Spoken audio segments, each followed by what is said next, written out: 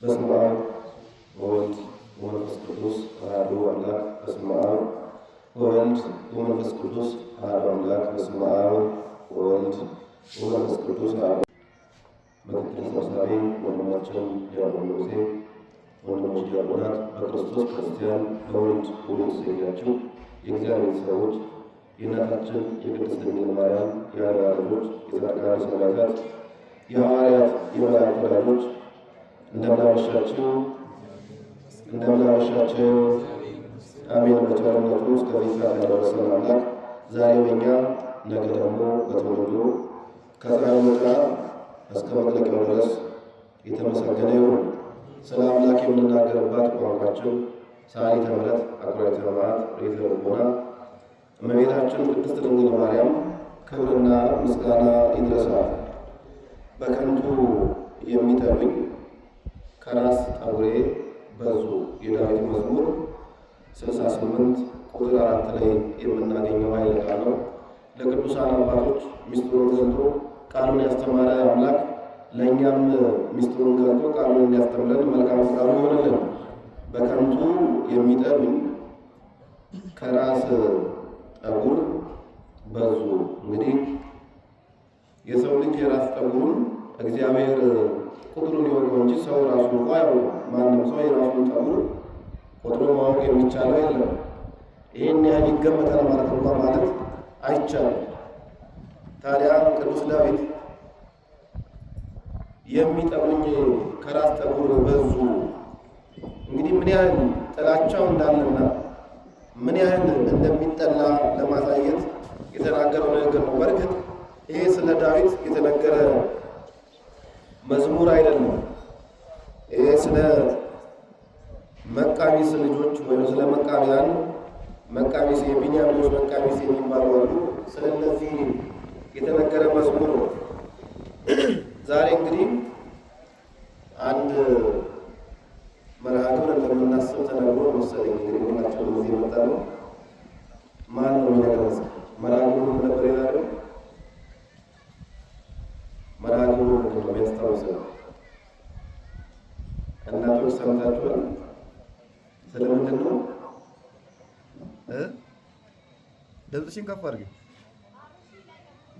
ቃለ ሕይወት ያሰማል። እውነት ነው። አርሲ ላይ እንግዲህ ሰማዕታት ለሆኑ ምዕመናን የሻማ ማብራት ስርዓት እናደርጋለን ተብሎ መርሃ ግብር ተዘጋጅቶ ነው። በሰንበት ብዙ ቀላል ነገር አይደለም። ጥሩ ነው። እውነት ነው። መቼም ዓይን ሲመታ አፍንጫ ያለቅሳል እና ቤተክርስቲያን አንዲት ናት። የትኛውም ዓለም ያለች ቤተክርስቲያን አንዲት ናት። ሆናምን ባቲ ቅድስት ቤተክርስቲያን ብለን በጸሎታችን ላይ የምንጸልየው እንደዚህ ነው። መቼም ደግሞ ባህር ላይ እየተጓዘ ያለ ሰው በመርከብ እየሄደ ከሆነ መርከቧ ከፊት እየሰጠመች ነው እና ከኋላ ተቀምጫለሁ እኔ አይደርሰኝም ይባላል አይባልም። እኩል መስጠም ነው። ምናልባት ከኋላ ያለው መጨረሻ ሊሰጥ ይችላል እንጂ መርከቧ ባህር ላይ እስከሄደች ድረስ ሲሰጥም አብሮ ነው የሚሰጥመው ማለት ነው። እና ያው አርሲም ያለው ቤተክርስቲያን እኛ ነው።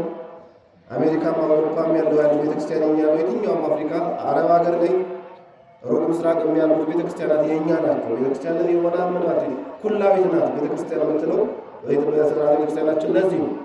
ቤተክርስቲያን ዓለም አቀፋዊ ነው። ስለዚህ ስርዓቷ ስሪቷ አንድ አይነት ነው። በጣም የሚደንቀው እንግዲህ ሰዎች ሰማዕት እየሆኑ ሰዎች ለሃይማኖታቸው ሰማዕት እየሆኑ ቅዱስ አግናጤዎስ እንዲህ ይላል። ቅዱስ አግናጤዎስ ምጡል አንበሳ የምንለው ምን ይላል? ስለ ክርስቶስ ደፍሮ የማይናገር ሰው እንደ መቃብር ድንጋይ ነው የሚመስለኝ። እንደ መቃብር ድንጋይ ነው ወይም ደግሞ እንደ ጠጠር የሞተ ነው። ስለ ክርስቶስ የማይናገር ስለ ክርስቶስ የማይመሰክር ይህ ድንጋይ ነው ይላል። እኛ ደግሞ ያው እንግዲህ እንዳለመታደል ነው ሰው ሲሞት እየሰማን እያየን ነው። እኛ ያንን ለመናገር እንኳን አለፍ ማለት አረ ምን ያምቻ እኛ እኮ ሃይማኖት ኦርቶዶክሳውያን ከሌሉ ዙሪያችን ግን በሌላ ሃይማኖት ተቀበጣለን። መስቀላችንን ወደ ውስጥ እናስገባ። መስቀላችን ከውጭ ሆነ ወደ ውስጥ እናስገባለን። ምን ያህል በሃይማኖታችን እንደምንፈራ እንደምናፈር ያሳያል። መስቀሉን ፊት ለፊት አንጠልጥሎ ለመሄድ የሚፈራ ነው። መስቀል አርማዬ ነው ብሎ እንደሚመሰክር የማያውቁ ስንቶቻችን እውነት እኮ ብዙዎቻችን እንዲህ አይደለም። ለሰማዕትነት ማለት ቅዱስ ዳዊት ስለ እነዚህ ስለ መቃቢስ ሲናገር የሚጠሉኝ ከራስ ጠጉሬ ብዙ። መቃቢስ እነማን ናቸው ካሉ በእኛ ቤተ ክርስቲያን በዚህ በሰማርያ ያሉ መጽሐፍ ላይ 3 መጽሐፍ መጽሐፈ መቃብያን ተብሎ መቃብያን 1 መቃብያን 2 እና መቃብያን ሳልሳዊ 3 ተብሎ አለ። ግን ያለው መጽሐፍ 8 መጽሐፍ ነው። የመጽሐፈ መቃብያን 8 መጽሐፍ ነው ያለው። ግሪኮች፣ ካቶሊኮች 4ቱን ይቀበላሉ። እኛ ቤተ ክርስቲያን ደግሞ መጽሐፍቱ ተቀባይነት ቢኖራቸው 3ቱ ተተርጉሞ ግን አገልግሎት ላይ ያሉ እነዚህ ማለት ነው። ታዲያ ታሪኩ ምንድን ነው? ቅዱስ ዳዊት ስለ እነዚህ ሰዎች ሲጽፍ ወይም ደግሞ የእነዚህ ሰዎች መዝሙር እዚህ ጋር እንዲጠቀስ ካደረገው በዛ ዘመን ፂሩስ አይዳን የሚባል አንድ ክፉና ጨካኝ ንጉሥ ነበር። ይህ ጨካኝ ንጉሥ እነዚህን የመቃቢስን ልጆች በሃይማኖታቸው ምክንያት አማኞች ስለሆኑ እግዚአብሔርን ስለሚያምኑ በሃይማኖታቸው ምክንያት ብዙ ሰማዕትነት እንዲከፍሉ መከራ እንዲደርስባቸው አድርጓል። ያን ያዩትን መከራ ያን የከፈሉትን ዋጋ ሰማዕትነት የሚገልጽበት ለዚህ ነው። ይሄ የመዝሙር 68 የእነሱ መዝሙር ነው። ከላይ ጀምረን ስናይ እንዲህ ነው የሚለው አቤቱ ውሃ እስከ ነፍሴ ደርሶብኛልና አድነኝ። አቤቱ ውሃ እስከ ነፍሴ ደርሶብኛልና አድነኝ። በጥልቅ ረግረግ ጠለቅሁ ኃይልም የለኝም። በጩኸትም ደከምሁ ጉሮሮዬም ሻከረ። በከንቱ የሚጠሉኝም ከራስ ጠጉሬ በዙ። አቤቱ አንተ ስንፍናዬን ታውቃለህ። አቤቱ የሠራዊት አምላክ የሚሹ በእኔ አይፈሩ ይላል። ስለ ቃሉ እግዚአብሔር ስለተመሰገነ። ጮኽኩኝ አልተሰማም፣ ጮኽን አልተደመጥንም፣ አልተሰማንም። የሚጠሉን ከራስ ጠጉራችን በላይ ሆነዋል።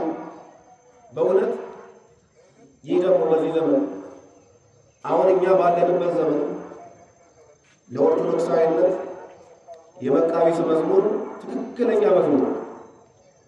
ኦርቶዶክሳዊነት በዓለም የተጠላበት ጊዜ ነው። ኦርቶዶክሳዊነት በዓለም አያስፈልግም አይነት ስሜት ያለበት ጊዜ ነው። የቅርብ ጊዜ ታሪኮች ናቸው። ሶሪያ ላይ የሆነውን ታውቃላችሁ። የቅርብ ጊዜ ታሪክ ዩክሬንና ራሻ እያሉ እየሄዱ ያለበትን መንገድ ታውቃላችሁ። ኦርቶዶክሳውያን ሁለቱም ሀገሮች ምዕራባውያኑ እነሱን እያጋደሉ ኦርቶዶክሳውያን በሀገራችን ምንም ግልጽና እውነት የሆነው የሰሜን ጦርነት በተባለው ማን ነበር ሲሞት የነበረው? ከሁለቱም በኩል ሲሞት የነበረው ማን ነው? ምን ያህል ኦርቶዶክሳዊነት ዋጋ እየከፈለ እንደሆነ እንድናውቅ ይገባል። ኦርቶዶክሳዊነት ለምን ያህል ዘመቻ ሆናል? ኦርቶዶክሳዊነት ከጥንት ጀምሮ ኦርቶዶክሳዊነት ግብፅ ላይ ተሞክሯል። ግብጾች እግዚአብሔርን ይዘው በእውነት ነው ዓለም መከራ እንደሚያደርስ መከራውን ደግሞ ክርስቶስ እንዳሸነፈው ቤተ ክርስቲያንም እንደምታሸንፍ ራሱ አምላካችን ስለነገረን ግብጾች አሸንፈው ጠንካራ ሆነ። ቤተ ክርስቲያናት አታ ቤተ ክርስቲያናት ከምንለው ከኛ ቤተ ክርስቲያን አሉ። ቱርክ ብትሄዱ የዛሬዋ ቱርክ መጽሐፍ ቅዱስ ኤፌሶን ምንላት ኤፌሶን አሁን ቱርክ አንድ ሀገር ሶፊያ የሚባል መስጊድ አለ። ብዙ መስጊድ ኢስታንቡል። ይህ የእመቤታችን ቤተ መቅደስ ነበር። መጀመሪያ ላይ የእመቤታችን ቤተ መቅደስ ግን ታቦት ነው ሌላ ቤተ መቅደስ ነው። ቤተ መቅደስ መቆጣት ነው። ስለዚህ ኦርቶዶክሳዊነት ምን ያህል ጠላት እንደበዛበት ኦርቶዶክሳዊነት በመዋቅር ደረጃ ቤተ ክርስቲያን እንዴት እንደምትጠቃ በዘመናችን እያየን ያለንበት ስለሆነ የፂሩስ አይዳን የንግስና ታሪክ በእውነት በቤተ ክርስቲያን በትሳት የሚገለጥበት ሰዓት የሚጠሩ ይበዙ። አንድ የግሪክ ካህን ኦርቶዶክስ ቲንኪንግ ወይም ኦርቶዶክሳዊ እሳቤ ኦርቶዶክሳዊ አስተሳሰብ የሚል መጽሐፍ ጽፏል። ይህ እንደውም ተተርጉሟል። ቅርብ ጊዜ አግኝታችሁ ብታነቡት ደስ የሚል መጽሐፍ እዚህ መጽሐፍ ላይ ኦርቶዶክሳዊነት በዓለም ላይ እንዴት የተሳደደ እንደሆነ ኦርቶዶክሳዊነት ላይ እየደረሰ ያለው መከራ ምን እንደሆነ እኛ ለመናገር ምንፈራው እኛ ሚዲያ ላይ ስናይ እኮ ያንን ደግመን ለመናገር ምንፈራው ሰዎች መስዋዕትነት እየከፈሉበት ያለው ደማቸውን እያፈሰሱ ያለው ስለ ቤተ ክርስቲያን ምን ያህል ዋጋ የተከፈለ ያለው ቤተ ክርስቲያን ላይ ማለት ናቸው። ለምን አቤቱ የሚጠሉኝ በከንቱ የሚጠሉኝ ከራስ ተብሎ ነው ቅዱስ ዳዊት የመቃብር ሰዎችን መዝሙር ማለት ጌታችን አምላካችን መድኃኒታችን ኢየሱስ ክርስቶስ በዚህ የዮሐንስ ወንጌል ምዕራፍ 15 ቁጥር 8 ላይ እንዲህ ይላል፣ ዓለም ቢጠላችሁ ቀድሞ እኔን እንደጠላ እወቁ። ዓለም ክርስቲያኖችን ሲጠላ ቀድሞ የሚጠላው ክርስቶስን ነው። ጌታችን አምላካችን መድኃኒታችን ኢየሱስ ክርስቶስ የሐዋርያት ሥራ ምዕራፍ 9 ላይ ስንመለከት ቅዱስ ጳውሎስ ያኔ ሳውል ተብሎ ሐዋርያትን በሚያሳድድበት ሰዓት ላይ ደማስቆ ላይ ሳውል ሳውል ስለምን ታሳድደኛለህ አለ። ምክንያቱም ለምን ሐዋርያትን ማሳደድ ክርስቲያኖችን ማሳደድ በዘመኑ የነበረውን ክርስትናን ለማጥፋት መሞከር እኔን ማሳደድ ነውና እኔን መግደል ነውና ለምንድን ነው ሳውል የምታሳድደኝ ባለ ሰዓት የማሳድድህ አንተ ማነህ አለ። የምታሳድደኝ ክርስቶስ የወንጌሉን ብረት ተቃውሞ ላንተ ይብስብሃል ብሎ ቅዱስ ጳውሎስ አልጫ የሆነውን ዓለም እንዲያጣፍጥ የመለሰው ጌታችን አምላካችን መድኃኒታችን ኢየሱስ ክርስቶስ የሐዋርያትን ስደትና የቤተ ክርስቲያንን ስደቱ የኔ ነው ለጳውሎስ ነው። ዛሬም ዓለም ክርስቶስን ስላላወቀው ቀድሞ የጠላው እኔ የጠላ ደግሞ አባቴን የጠላ ነው ጌታችን አምላካችን መድኃኒታችን ኢየሱስ ክርስቶስ ያሳድዷችኋል። አያችሁ ዓለም ይጠላችሁ ቀድሞ እንደጠላው ነው። ዓለም ልበ ደንዳኖች፣ ዓለም መናፍቃን፣ ዓለም ሃይማኖት የሌላቸው አሕዛብ ኃጢአት የነገሰባቸው እነዚህ ቢጠሏችሁ ልንደነቅም አይገባም። እውነት ነው። ክርስቶስን የመከራ ትምህርት ይሆናቸው ክርስቶስ ነው። በሚለው ኢሳይያስ ምዕራፍ 53 ላይ ስናነብ በከንቱ መከራ እንደደረሰበት ክርስቶስ ኢሳይያስ ቀድሞ ትንቢት ተናግሯል። ክርስቶስ ምን አደረገ? ምን በደለ? አይሁድ ምንም ሳያደርግ ንጹሕ ደም እስከ መስቀል ሞት ድረስ አደረሱት። በግፍ ገደሉት፣ በግፍ ፈረዱበት። የመከራው ትምህርት ክርስቶስ ነው። ክርስቶስ መከራ አይቷል። እኛ ከክርስቶስ አንበልጥም። ቤተ ክርስቲያን መከራ ታያለች። የሚገርማችሁ እንደውም እዚህ የዮሐንስ ወንጌል ምዕራፍ 16 ቁጥር 5-5 ደግሞ ስንመለከት የሚገርማችሁ እግዚአብሔርን የሚያገለግሉ ይመስላችኋል። በጣም የሚገርም ሰው ሰውን እየገደለ እግዚአብሔርን የሚያገለግል ይመስለዋል። አሁን በዘመናችን እየሆነ ያለው ደግሞ ይህ ነው። ምን አይነት አምላክ ነው በሰው ደም የሚደሰት? ምን አይነት አምላክ ነው ሰው እየገደለ እያስገደለ እኔ አምላክ ነኝ የሚል? ይህ ማጨካኝ አምላክ ነው። የእኛ አምላክ ሞቶ ሕይወት የሰጠን እንጂ ኑ ሙስልኝ ያለ አይደለም። እኛ አሁን ሰማዕትነት የምንቀበለው ቅድስት ቤተ ክርስቲያን ሰማዕትነት የምትቀበለው ክርስቶስን ስለወደደች እንጂ ክርስቶስ ሰማዕትነት ተቀብሎ ነው ብሎ አይደለም። ነው እንዴ? አይደለም። ጊዮርጊስን እኮ ጊዮርጊስ አንተ ሰማዕቱን ነኝ ብሎ እኮ አይደለም። እስጢፋኖስን ሰማዕቱን አይደለም። ክርስቶስ እውነተኛ አምላክ ነው። ላመልከው የሚገባው አምላክ ይህ ነው ብሎ ቅዱስ ጊዮርጊስ ሰማዕትነት ተቀበለ። እስጢፋኖስ ሰማዕትነት ተቀበለ እንጂ እኮ ክርስቶስ ሰማዕት ሆኖ ይላል። ክርስቶስ ሰማዕቱን ሆኖ ሳይሆን እሱ ደሙን አፍስሶ ስጋውን ቆርሶ ስጋዬን ብሎ ደሜን ጠጡ፣ ደሜ እውነተኛ መጠጥ፣ ስጋዬ እውነተኛ መብል ነው ብሎ በፍቅሩ ገዛን እንጂ ለኔ ሙቱልኝ አላለ። እሱ ሙቱ ነው ለኛ ይገዛል። በደሙ ነው የገዛን ክርስቶስ። እንዲህ ያለ ደግ የሆነ አምላክ ነው ያለን። የዘመናችን ግን አሁን እየሆነ ያለው እየታየ ያለው እግዚአብሔርን የሚያገለግሉ ይመስላችኋል? እየገደሉ አምላክን የሚያገለግሉ ይመስላችኋል? እውነት ምን አይነት አምላክ ነው? ምን አይነት ገዢ ነው? ወይስ ምን አይነት ንጉሥ ነው? በሰው ደም የሚከብር በሰው ደም የሚመለክ። በእውነት እንደዚህ ላለ ሰዎች እግዚአብሔር ልቦናን ይስጥልን። ቤተክርስቲያን ያቅፋልን ይንኳልን ነው ልቦና ይስጥልን ነው። ቅዱስ ጳውሎስ እንደ ሰው ልማድ ብንመላለስም እንደ ሰው ግን አንዋጋም አረጋው። ምንም እንደ ሰው ልማድ ብንመላለስም እንደ ሰው ልማድ ክርስቲያኖች ብንሆንም እንኳን እንደ ሰው ግን ጦር ገጀራ ይዘን የምንዋጋ አይደለም ማለት ቅዱስ ጳውሎስ ምዕመና ዓለም ታዲያ ዛሬ ቤተክርስቲያንን እየጠላ ያለበት መንገድ በእውነት የሚያሳዝን ነው። ቤተክርስቲያን ይሄ አዲስ አይደለም። ከመጀመሪያዎቹ ክርስቲያኖች ተጀምሮ ቢነሳ ከመጀመሪያዎቹ ጨካኝ ነገሥታትን ጀምሮ ብንመለከት እነ ዲዮቅልጥያኖስ በዘመነ ሰማዕታት ቤተክርስቲያንን እንዴት እንደፈጇት እናውቃለን። ብዙ ጨካኝ ነገሥታት ተነስተዋል። ብዙ አስፈሪ ነገሥታት ተነስተዋል። ቤተክርስቲያን ሲያቃጥሉ የነበረ፣ ምዕመናንን ሲያርዱ የነበረ፣ ካህናትን ሲያርዱ የነበረ ብዙ አይተናል። ወደ ሀገራችንም ስንመጣ እነ ዮዲት ጉዲት ለ40 ዘመናት ያህል ቤተክርስቲያንን ስታቃጥል፣ ካህናትን ስትገድል፣ ካህናትን ቤተ መቅደስ ስታፈርስ ስታቃጥል፣ አሁን በዘመናችን እንደነበረው አሁን እየሆነ እንዳለው እንደምንመለከተው ግራኝ መሐመድ የሚባል እንደዚሁ በ16ኛው ክፍለ ዘመን ተነስቶ ቤተ ክርስቲያንን ለ15 ዓመታት ሲያቃጥላት ሲፈጃት ካህናቱን ሲገድል ነበር። ግራኝ ሞቷል፣ ዮዲትም ሞታለች። ቤተ ክርስቲያን አለች፣ ቤተ ክርስቲያን ትቀጥላለች። የቤተ ክርስቲያን ታሪካችን አንድም ጊዜ ቤተ ክርስቲያን እፎይ ብላ ያረፈችበት ጊዜ ነው።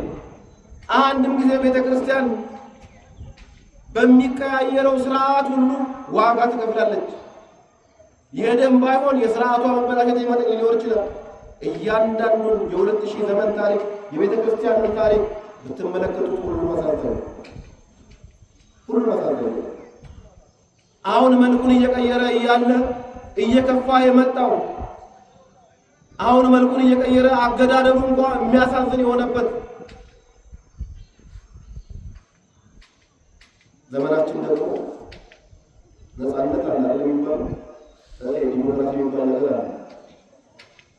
ሁሉም ሃይማኖቶች ነፃነት አላቸው ይባላል። ነፃነቱ ደግሞ ላይ ቤተክርስቲያን የማምለክ ነፃነት አለ ይባላል። አምልኮ ሲደረግ ግን በእውነት ነፃነቱ የእውነት ነው? ለምን እንሞታለን እያሉ የሚናገሩ መምህራን ሊቃውንተ ቤተክርስቲያን እኮ የታሰሩ ያሉበት ዘመን ላይ ያለው ነው። ደግሞ ልብ ብላችሁ ይህ እውነት አይደለም፣ ትክክል አይደለም። ምዕመናን ሰውን እጅግ ብሎ በሰንሰለት ማሰር ይቻላል። እውነትን ማሰር ይቻላል። እውነትን ካቴና ይዛል፣ ሰንሰለት ይዛል፣ አጥር ይዘዋል። በእውነት የወይን ቤቶች በር ይዘዋል። አይችልም። ምዕመናን አይችልም።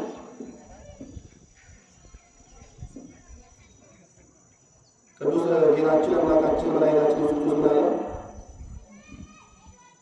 የዮሐንስ ወንጌል ምዕራፍ 16 ላይ በዓለም ሳላችሁ መከራ አለባችሁ፣ አይዟችሁ አልኳችሁ።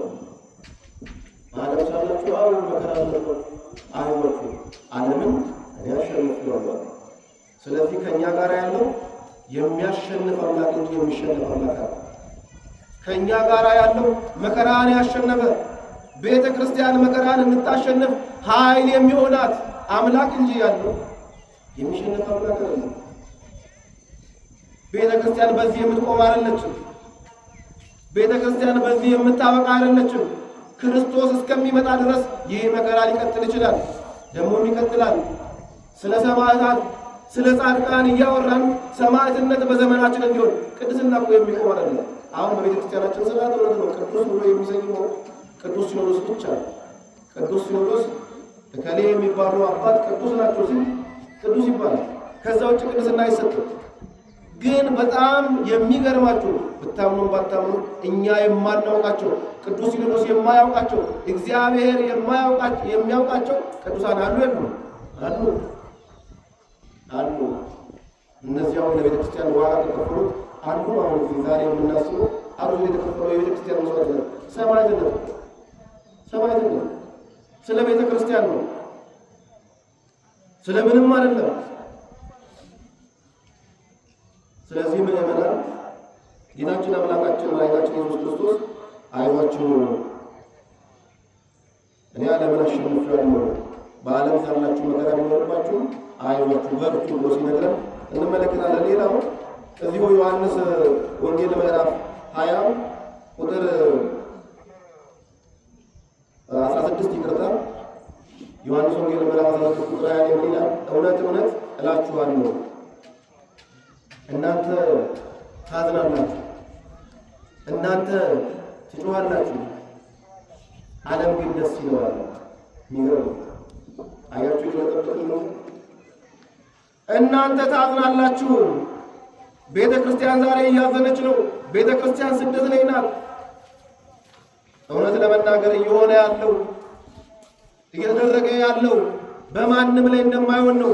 ቤተ ክርስቲያን ትጮኻለች፣ አገልጋዮች ይጮኻሉ፣ ጳጳሳት ይጮኻሉ፣ ቅዱስ ሲኖዶስ ይጮኻል። ምንም መልስ ላይኖር ይችላል። እናንተ ትጮኻላችሁ። ይህን ክርስቶስ ቀድሞ ነገረ ዮሐንስ ወንጌል ምዕራፍ 16 ቁጥር 20 ልብላችሁ ነው።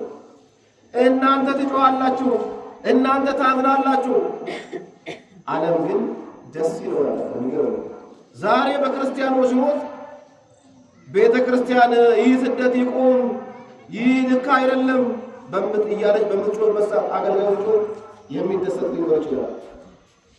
ነገ እያንዳንዱ ቤት እያንኳኩ ይኖራል። ቅድም ያለው የበረከባ ታሪክ ነው ይሆናል። ምዕመናን ኦርቶዶክሳዊነት ዋጋ እየከፈለ ሊሆን ይችላል። አሁን ኦርቶዶክሳዊነት በየቦታው እየተገደለ ቤተክርስቲያን የተቃጠለ ካህናት እየታረዱ ሊሆን ይችላል። ነገ አይደርስብኝም ያለ ሰው ደግሞ ሁሉም እየዞረ ቤቱ ያንኳኳል ይሆናል። አብሮ የማይጸልይ አብሮ የማይጮህ አብሮ የማያዝን ምን ነው ታሪክ ክርስቲያን? ማን ነው ክርስቲያን? ክርስቲያን ማለት ወንድሞች ነው ከሚያዝኑ ጋር ዘመራ ክርስቶስ ደስ ከሚላቸው ጋር ምን ይበላል? ደስ ይበላል። ቤተ ክርስቲያን ስታዝን አብሮ የማያዝን፣ ቤተ ክርስቲያን ስታለቅስ አብሮ የማያለቅስ፣ ቤተ ክርስቲያን ስታነባ አብሮ የማያነባ ክርስትና ነው ያለው። ክርስትና ምን ችግር አለ? በሃይማኖት ቢኖር ራሳቸውን መርምሩ ወራው በሃይማኖት ነው። በእውነት እኔ ክርስቲያን ነኝ፣ ይሄ ነው ትልቁ ነገር። አሁን እንደ አማኝ ራሳችንን ነው ክርስቲያን ሰው የሚመረምረው አይደል? እኛ ክርስቲያን ነን ወይ ካልን እኔ እንደ ክርስቲያን ለወንጌል እንደሚገባ ይኖርኩ ነው። የክርስትናን ተግባር እየፈጸምኩ ነው። ሚስጥራተ ቤተክርስቲያን እንፈጽማለሁ ወይ? ቃሉን ጠብቃለሁ ወይ? ሕጉን አከብራለሁ ወይ? ንስሐ እገባለሁ ወይ? ሥጋው ደግሞ እቀበላለሁ ወይ? ይሄንን መርምር ራሳችሁ በእውነት ሰማይ በጣም እንድንፈራ እያደረገ ያለው ነገር ምንም ያስፈራ። ከሞት በኋላ ይወጣልን የለም? ከሞት በኋላ ይወጣልን የለም? ተስፋ እንደሌላችሁ እንዳታው ያለው ቅዱስ ጳውሎስ ከሞት በኋላ ይወጣልን ማለት አንቀላፍቶ ስላሉት እንታውቁ እወዳለሁኝ። አያችሁ፣ ከሞት በኋላ ሕይወት ስላለን እኮ ነው። ከሞት በኋላ ለዚያውም ይሄ ግዛዊ ነው፣ ያ ዘላለማዊ ይወጣል። ታዲያ ለምን ሞት ነው የሚባለው? ኃጢአት ነው። አያችሁ፣ ወለና ሞት ያስፈራል። ሁሉም ሰው አልፈራም ማለት ሰው ለሰው ራሱ ማለት አይደለም። ሞት ላልፈራ ይችላል፣ ይፈራል ሁሉ ሰው። ግን ለምንድን ነው ማለት ኃጢአት ነው በደል ስላለ እግዚአብሔርን ስላሳዘነን እንደ ቃሉ ስለማንኖር ሕጉን ስለማንጠብቅ እንደው ሌላ ነገር እኮ ለኛ እኮ አስርቱን ቁጥርን እንኳን ባልጠበቁ ከበደልን ለምን ንስሐ አንገባ? ለምን ሥጋው ደግሞ አንቀበልም? እንደ ክርስቲያን መኖር ማለት ይሄ ነው። ክርስቲያን ቢወድቅ ይነሳል። እንደው አሁን ነው ክርስቲያን ሰባት ቢሆን ስንት ይነሳል? ሰባት ይነሳል። ለምን በቃ ንስሐ ነው።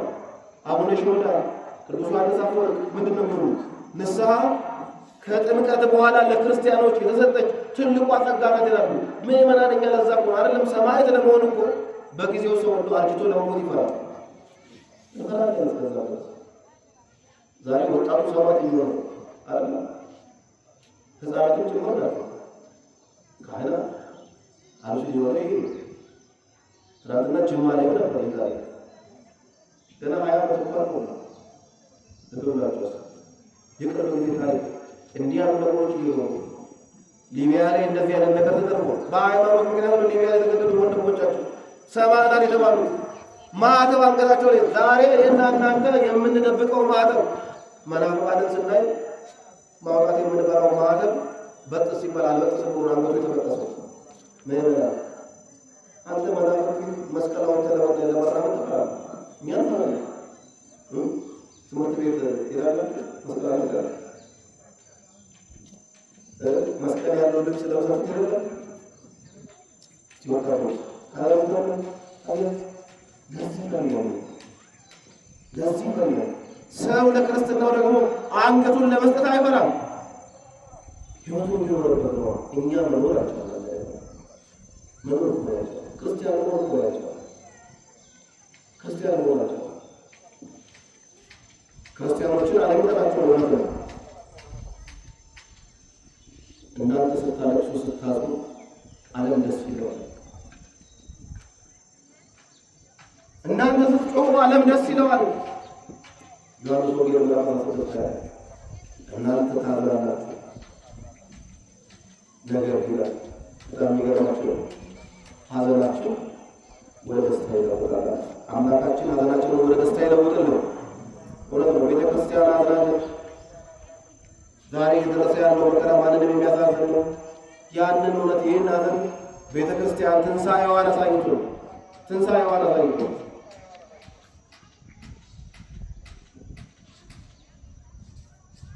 እንዲሁም ቅዱሳን ቤተ ክርስቲያን እንደ መመከር ናት፣ መጠለያችን ናት። እኛ ውስጥ ተጠልለንባታል። ውስጥ ነው ያለነው። ከውጭ ግን ከውጭ ግን ባህሩ ወይም ደግሞ ያ ንፍር ውሃ ኖህ ዘመን ሲወርድ የነበረው ያ ባህር አለ። መርከቧን ያናውጻት አለ። ግን መጨረሻ መርከቧ ትቆማለች። መርከቧ ስለሰው ይተርፋሉ። ርግብ ወይራ ይዛ ትመጣለች። ውሃ ሞግደሉን ትነግራለች። ይህ መከራ የሚጎልበት ጊዜ ይመጣል። መርከቧም ሰላም ትሆናለች። አሁን ችግር የሆነው ደግሞ ምን መሰለህ? ቤተ ክርስቲያን የሥጋ ግድግዳ ነው። መርከቧ በሥጋ ግድግዳ ምን አለ? የቤት እንስሳ ውሻ አለ፣ ከውስጥ የሚበላት እንዲህ ያሉ ውሾች ደግሞ ቤተ ክርስቲያንን እየበሉ ያሉ፣ ቤተ ክርስቲያንን እየገዘገዟት ያሉ፣ ስርዓቷን የሚያፈርሱ፣ ሕጓን የሚጥሱ፣ ክህነቷን ለማዋረድ የሚጥሩ፣ ቤተ ክርስቲያን በየቦታው እንድትሰደብ የሚያደርጉ አሉ።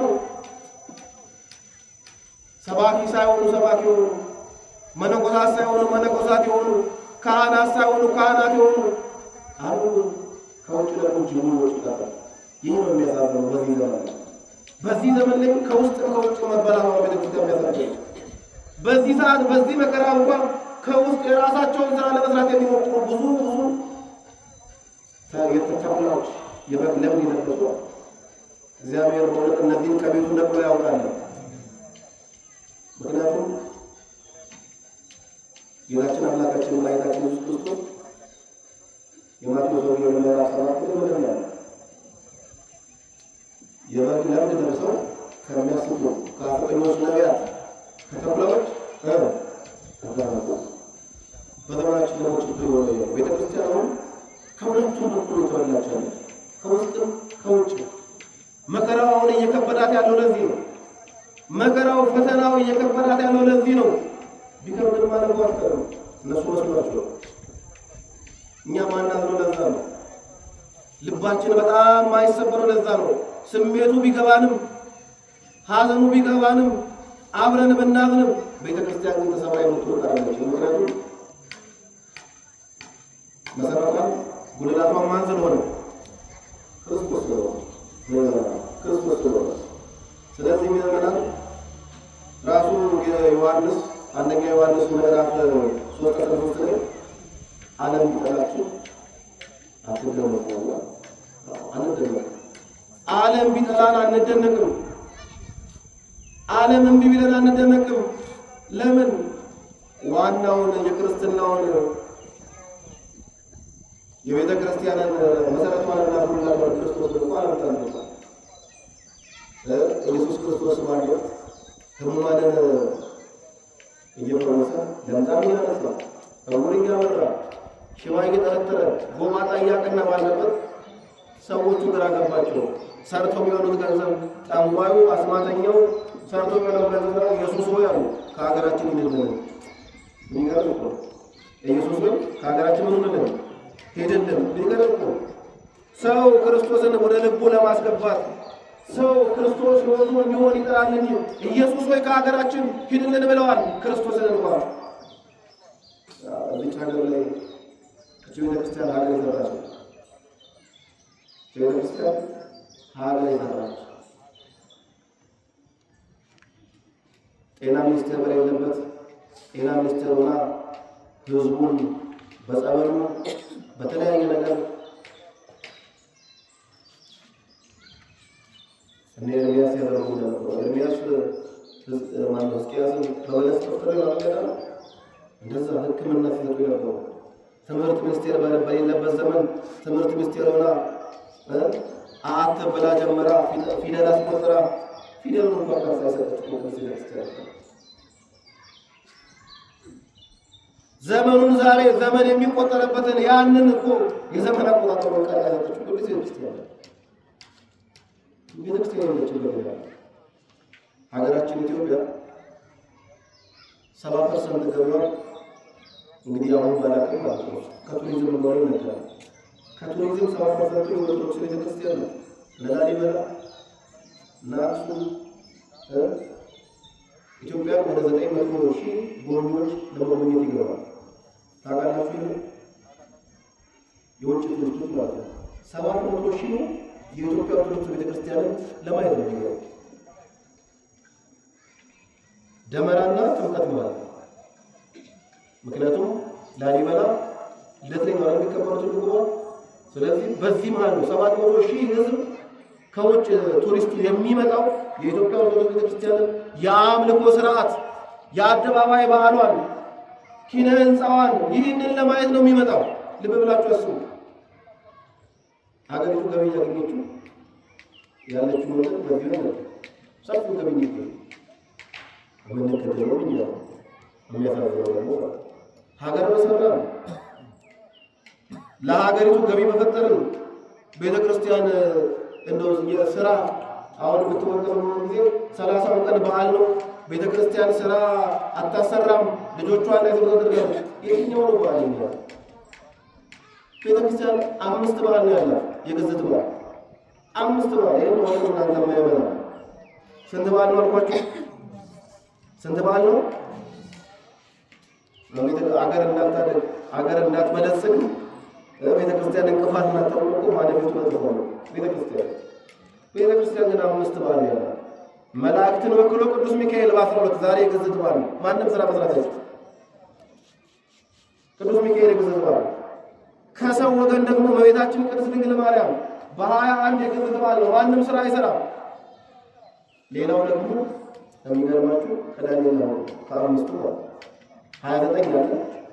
ጌታችን አምላካችን መድኃኒታችን ክርስቶስ የተጸነሰበት የተወለደበት 29 ነው። ሞትን ድል አድርጎ የተነሳው 29 ነው አይደል? መጋቢት 29 የተጸነሰ ታዲያ የተወለደ ድጋሚ መጋቢት 29 ተነሳ። ሞትን ድል አድርጎ የተነሳ አባይ ተባለ ስለሆነ ይሄ ልጅ ተባለ። ከዛ ውጭ ሁለቱ ሰንበት ነው። በጣም የሚደንቃችሁ እኔ በኖርኩበት ያየሁትን ልንገራችሁ። አሁን ቤተክርስቲያንን ሆን ብሎ ለመውቀስ ለመክሰስ የሚደረግ እንጂ ደቡብ አፍሪካ ላይ ምን ይደረጋል መሰላችሁ? ሰዎቹ በዓል ያከብራሉ። በዓል ሲያከብሩ በጣም ነው የሚጨፍሩት። እንግዲህ ያው ልክ ነው እዛ ሀገር ላይ ሁሉ ነገር ማለት ነው። የሚገርማችሁ በዓሉ የተከበረው ቅዳሜ ወይ እሑድ ከሆነ መንግስት ካላንደር የሚዘጋው ነው። ቅዳሜ ወይ እሑድ ከሆነ ቅዳሜና እሑድ የሥራ ቀን ነው መጀመሪያ አይደለም ማለት ነው። የሥራ ቀን ስለ አይደለም ምን ያደርጋሉ? የቅዳሜንና የእሑድን ፋንታ ሰኞና ማክሰኞ ስራ አይደለም። ይሄን መንግስት የሚያቀርበው ነው። አፍሪካ የሚገርማችሁ ነው። እንግዲህ የሰለጠነ ሀገር ሀብታም የሚባል አለ። ቤተ ክርስቲያን አጉል ክስ እንደምትከሰስ እንድናውቅ ምንም ቤተ ክርስቲያን በዚህ በአካባቢው እኛ ቅዱስ ገብርኤል ስላለ ዓመታዊ በዓል ላንሰራ እንችላለን። ዮሐንስ ስላለ ዓመታዊ በዓል ላንሰራ እንችላለን። ኪዳነ ምሕረት ስላለች ዓመታዊ በዓል ላንሰራ እንችላለን። ከዛ ውጭ ግን የቤተ ክርስቲያን የግዝት በዓላት የሚባሉት 5 በዓላት ብቻ ነው። 12፣ 21፣ 29 እና ቅዳሜ ነው። ደግሞ አጋጣሚ ሆኖ እሑድና ቅዳሜ ላይ 12፣ 19ም 21ም 29ም ሊውል ይችላል። ስለዚህ በዓላቱ ትንሽ እንደሆነ እንድናውቅ የምንከሰሰው ቤተክርስቲያን የምትከሰሰው ክስ የውሸት ክስ እንደሆነ እንድናውቅ የውሸት ክስ ቅዱስ ዳዊት እንዳለው በከንቱ የሚጠሉኝ ከራስ ፀጉር የበዙ እንዳለ ቤተ ክርስቲያንን በከንቱ ለመጥላት ያለ ምክንያት ለዚህ ነው ታዲያ ለሚጠላችሁ አትደረጉ። ለምን ክርስቶስ ለምትጠሉት እንዳልኳችሁ ክርስቶስ ከሀገራችን ሂድልን እንዳልሆን እንናገራለን። እንግዲህ ከዚህ ተነስተን ያው ስለ ዓለም ምንድን ነው የሚሉን አናምራራም። እኛ ምን እናደርግ ነው የሚለው እኛ እንደ ክርስቲያኖች እንደ ቤተክርስቲያን ማናት ካልን የእኛ ስብስብ ነው። ለምንድን ነው ኦርቶዶክሳዊ አሁን ቅድም ያልኳችሁ ኦርቶዶክስ ቲንኪንግ የሚለው መጽሐፍ ላይ ኦርቶዶክሳዊ እሳቤ የሚለው መጽሐፍ ከቻላችሁ ፈልጋችሁ ነው። እዚህ መጽሐፍ ላይ ኦርቶዶክሳዊ ሀሳብ ሊሸረሸር የማይችል ኦርቶዶክሳዊ ሀሳብ አንድ አይነት ነው። ኦርቶዶክሳዊ ንግግር አንድ አይነት ነው። የትም ብትሄዱ የትም ዓለም ብትሄዱ ቅዳሴው አንድ አይነት። ከዓመት ዓመት ቅዳሴው አይሰለችም። ከዓመት ዓመት ኪዳኑ አይሰለችም። ከዓመት ዓመት ማህሌቱ አይሰለችም። ግን አንድ አይነት ነው። ማህሌቱ ቅዳሴው አንድ ነው። ስርዓቱም አንድ አይነት ነው። ስርዓቱ አንድ አይነት ነው። አሁን የዘመናችን ፖለቲካ ደግሞ መላው ዓለም በተለይ ምዕራባውያን ያመጡ ገንጣጣ ምንድነው ካላችሁ ከፋፍለ ገዛው ቤተክርስቲያን ደግሞ ለዚህ ያተማቸው። አሁን ሌላው ዓለም ዶግማ የለውም ወይም ደግሞ ከኛ ከኦርቶዶክሳዊ ሃይማኖት ውጭ ያለው ሃይማኖት ዶግማ እኛው ከሁሉም ጋር በሰላም ነው ተብለናል። እውነትን ግን አትናገሩ ተብለናል። ምንም ይሄ የሚያስፈራችሁ አይደለም። በዓለም ላይ አንዲት ብቸኛ እውነት ሃይማኖት ያለች ኦርቶዶክስ ብቻ ነው። ይህን ሳንጠራጠር ሳናፍር የምንናገረው የኦርቶዶክስ ሃይማኖት ብቻ ናት። እንትን ላይ ምንድነው ኦክስፎርድ ዲክሽነሪ ላይ ገብታችሁ ኦርቶዶክስ የሚለው ኦርቶ ማለት ዶክስ ማለት ነው። ኦርቶ ማለት ቀጥተኛ፣ ዶክስ ማለት ደግሞ አስተሳሰብ እምነት ማለት ነው። በግሪክ ኦርቶዶክስ ማለት ቀጥተኛ ነው። እውነትም ቀጥተኛ እምነት ኦርቶዶክስ ብቻ ማለት ነው። ያንን እውነት ደግሞ ከሰዎች ጋር ለመኖር ብለን ብቻ እኛው ሸጣለና ቤተ ክርስቲያን የምትጠላው የትኛውም ዓለም ብትሄዱ ሰባኪው እንዲቆሙ ይናገራል። መመሮቹ ይሰማል። አንዳንድ ቦታ እኮ ካራቴ ተነስቶ የሚማከሩ ልጆች ይህን ምሳሌ የትም ማፍረስ አይቻልም። በሀገር ላይ ያለን አመለካከት፣ በቤተ ክርስቲያን ላይ ያለን አመለካከት አንድ አይነት ነው። አንድ አይነት አይነት ይሄ ሀሳብ ከባድ ነው። ስለዚህ ይህን ማፍረስ ከፍለገዛው አይመችም። ኦርቶዶክሳውያን የምትጠላው ለዚህ ነው። ኦርቶዶክሳውያን በዓለም ላይ አያስፈልግም የሚባለው ለዚህ ነው። ሌላ ምንም አይደለም። እውነታዊ ነው ምዕመናን። ስለዚህ እኛ ምን ማድረግ አለብን ካለ የመጀመሪያ በሃይማኖታችን ጸንተን ሃይማኖታችንን ለማወቅ በሃይማኖታችን መጠንከር፣ ንስሐ የማይገባ ንስሐ መግባት፣ ስጋው ደግሞ የማይቀበል ስጋው ደግሞ መቀበል። ነገ እዚህ ምን ሊመጣ እንደሚሆን አናውቅም። አሁን ከዚህ በኋላ ነገ እዚህ ምን እንደሚፈጠር አናውቅም። ተዘጋጅታችሁ ኑሩ ተብለናል። ተዘጋጅተን ግን መኖር አለብን። ያ ብቻ አይደለም፣ ቤተ ክርስቲያንንም ነቅቶ መጠበቅ፣ ኦርቶዶክሳውያንን ነቅቶ መጠበቅ፣ እርስ በርስን መጠባበቅ። ጩኸታችን አንድ አይነት፣ ንግግራችን አንድ አይነት፣ የቤተ ክርስቲያን ቋንቋ መሆን መቻል አለበት። ይህን አርሲ ላይ ያለውን ስናስብ ዛሬ እኛ ነገ ደግሞ ሊፈጠር የሚችለውን ነገር ከዚሁ እየገደብን መሆን አለ። ጎርፍ ሲወርድ እዚህ ጋር አንዱ አማራጫችሁ አንዱ ብታረጉ ያደረጋችሁትን ሁሉ ሊሆን ነው የሚችል ወይ ለሁሉ ምን መቀደል አለበት ወይ መቀደል አለበት። ስለዚህ ህይወታችን እንደዛ ነው ማለት ነው። ቤተ ክርስቲያን በቀደደችልን መንገድ ወንጌል ባስተማረን ቅዱስ ሲኖዶስ በሚመራን ሕጉን ጠበቀን ስርዓቱን አክብረን ኦርቶዶክሳዊ ማንነት ተላብሰን ልንኖር ልንዘጋጅ የሚያስፈልግበት ጊዜ ቢኖር አሁን ራሳችንን ማስራት ስለሆነ መቀበል ንስሐ መውሰድ መግባት ቃለ እግዚአብሔርን ማድመጥ ቤተክርስቲያንን በደንብ ማወቅ ስርዓቷን ማወቅ ለሚጠይቋችሁ ሁሉ መልስ ለመስጠት የተዘጋጃችሁ ሁኑ እንደተባለ ለሚጠይቁን መልስ ለመዘጋጀት ዶግማዋን ቀንና ስርዓቷን ቤተክርስቲያን ማለት ቅዱስ ያሬድ ነው ያለው። ሬቱ አመጡ አፍቀሩ አለ ቤተክርስቲያን አየዋት ወደድኳት ከዛ አፈቀርኳት ቤተክርስቲያን አየዋት ከዛ ሬቱ አወቅኳት ማወቁት ብላ ቀኖናውን ትውፊቱን ዶግማውን ስርዓቱን አስተምህሮን ዝማሬውን እያንዳንዱ ነገር ምንድን ነው የሚለውን ማወቅ አለ። ለሚጠይቁ ማለት ነው ተባለ ከዛና ፈቀደ ሶሎሞን ላፈቀረው ነገር ይኖራል አንደቱ ይፈጣል። እግዚአብሔርን ስላፈቀረው ነው ሰማዕታት የሚሆኑ እግዚአብሔርን ስለወደዱ ቅድም ያነሳናችሁ ሰማዕታት ስለወደዱና ስላፈቀሩት እኮ ነው ሰማዕትነት የተቀበሉለት። ስለዚህ በዚህ ደረጃ ራሳችን ላይ እናጠና ይገባል። የመጨረሻው ተስፋ አለመቁረጥ። ተስፋ አለመቁረጥ። አይ ክርስቲያን እንግዲህ ኑሮን ተስፋ ነው። መንግስተ ሰማያትን እስኪ ሄዶ ያያል አንድ ሰው ነው ሄዶ ያያል በምንድን ነው በእምነት መነጽርን አታረግ መንግስት። ስለዚህ አምላካችን መንግስተ ሰማያትን ያወርሰናል ብለን በተስፋ አምላካችንን እየተጠባበቅን ያለን ክርስቲያኖች የመንግስተ ሰማያት ዜጎች ነው። ስለዚህ እንደ ክርስቲያን ተስፋ መቁረጥ አይገባም። ቅዱስ ጳውሎስ ያለውን ንግግር እናንብብና ትምህርታችንን እናጠቃልላለን። እንዲህ ይላል ሁለተኛ ቆሮንቶስ ምዕራፍ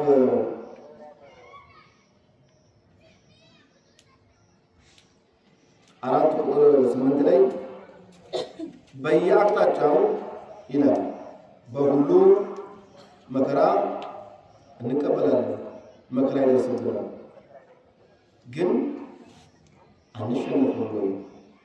አንሸነፍም። ብዙ ጊዜ ግራ ይገባናል፣ ግን ተስፋ አንቆርጥም ይላል። ሁለተኛ ቆሮንቶስ 4:8 ላይ ጠላቶች ያሳድዱናል፣ ግን ወዳጆችን አተንም አናውቅም። ብዙ ጠላት ቢኖርብን ደግሞ ያኔ ብዙ ወዳጅ የምናፈራበት ጊዜ ነው። ብዙ ጠላቶች ቢነሱብን ደግሞ ያኔ ብዙ ወዳጆች የሚቀርቡን ጊዜ ነው። ለምን ተጠላ? አሁን ጥያቄ የሚመጣበት እኮ አለ። እውነት ለመናገር ኦርቶዶክሳዊንን ለምንድን ነው የተጠላ ያለ እያሉ እየተናገሩ ያሉ ሰዎች አሉ። አሁን አያችሁ፣ እግዚአብሔር ደግሞ ያስነሳቸው ወዳጅ እናገኛለን። ቅዱስ ጳውሎስ ማለት ነው። ጠላቶች ያሳድዱናል፣ ግን ወዳጅ አናውቅም። ተመተን እንወድቃለን፣ ግን አንሞትም። ግን አንሞትም። የኢየሱስ ሕይወት በእኛ ሰውነት እንዲገለጥ በኢየሱስ ላይ የሚደርሰውን ሞት በእኛ ሰውነት ላይ ዘወትር ተሸክመን እንዞራለን። ዓለም ይጠላናል። አዎ ቢጠላንም ክርስቶስን ጠልቶታል። እኔንም ዓለም ጠልቶኛል። አትደነቁ ብሎናል። ስለዚህ ዓለም ቢጠላችሁ አይዟችሁ አትሞቱ፣ ዓለምን አሸንፋለሁ ብሏል። ስለዚህ እኛ ያንን የክርስቶስን መከራ ተሸክመን ሕይወት እንዳለ አምነን ደግሞ ያንን ይዘን እንኖራለን አለ ቅዱስ ጳውሎስ። ስለዚህ ምእመናን ተስፋ ሳንቆርጥ በሃይማኖታችን ጸንተን እንቆም የሚያስፈልግበት ሰዓት ቢኖር አሁን ነው። በጸሎት የምንተጋበት በምግብ ላይ የምንተጋበት እንዲህ ብቻ ጥሩ ነው። ዛሬ ተሰብስበን እንዲመዘከራችን ቀላል ነገር አይደለም። ጥሩ ነው። ግን ቃል እግዚአብሔር ዕለት ዕለት መነጋገር መስማት አለብን፣ ማድመጥ አለብን፣ ማወቅ አለብን። ለማወቅ መስማት አለብን። ወቅታዊ ክርስቲያን መሆን የለብንም። ጊዜያዊ ክርስቲያን መሆን የለብንም። ሳምንታዊ ብቻ መሆን የለብንም። ወይ ደግሞ የሆነ ምክንያት ሲፈጠር ለዛ ምክንያት ነገር የምንመጣ ክርስቲያኖች መሆን የለብንም። ዕለት ዕለት ቤተ ክርስቲያን፣ ዕለት ዕለት መቅደሱ እየቆምን ቃለ እግዚአብሔርን ልንማር ይገባል። ልናደርግ ሰርክ ላይ መጠን ምህላ ማድረስ አለብን። እግዚኦ ማለት አለብን። ጸሎት ወደ ፈተና እንዳትገቡ ምን ሆነ ያለው ትጉና ጸልዩ። እኛ ጋር መከራ እንዳይመጣ ፈተና የሚለውን መከራ ብሎ ተርጉሟል ሊቃውንት ቤተክርስቲያን። መከራ እንዳይደርስ ተግቶ መጸለይ ቀድሞ ያስፈልጋል። ወደ ፈተና እንዳትገቡ፣ ወደ መከራ እንዳትገቡ፣ ወደ ሐዘን እንዳትገቡ፣ ወደ ስቃይ እንዳትገቡ፣ ወደ ኑፋቄ እንዳትገቡ፣ ወደ ክህደት እንዳትገቡ ትጉና ጸልዩ። ጸሎት ከሁሉ ነገር ስለሚጠብቅ በየዕለቱ እየመጣ እዚህ ጋር ሰርክ ጸሎት ማድረስ አለበት። እግዚኦታ መድረስ አለበት። እግዚኦታ መድረስ አለበት። ካህናቱ ዲያቆናቱ እኛ ሰባኪያኑ እምቢ ብንል እንኳን እናንተ መጣችሁ ለምንድን ነው ማታስተምሩን? ለምንድን ነው ግዴታ ማናደርሰው? ለምንድን ነው ምህላው የሚቋረጠው ብላችሁ ልትጨቀጭቁ ይገባል። ምህላ ነገ ምን እንደሚመጣ ነው።